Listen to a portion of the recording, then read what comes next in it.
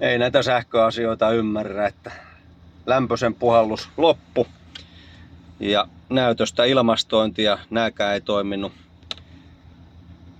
Lämpöläpän sähkömoottori tossa ja täällä alla on sitten toinen sähkömoottori, mikä säätää läppiä, mihin se puhaltaa.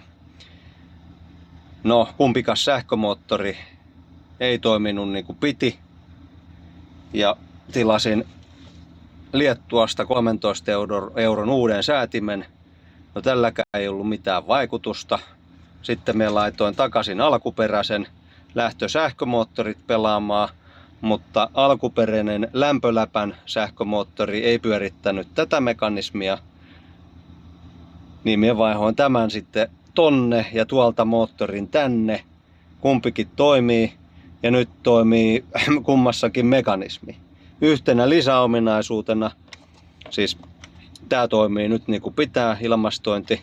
Lisäominaisuus tuli siitä, kun käännät pelkästään tuohon tuulilasille, niin hups, napsahtaa ilmastointi päälle. Eli kun tohon jättää, niin homma pelaa. Mutta että nyt se toimii, että voi laittaa kasaan.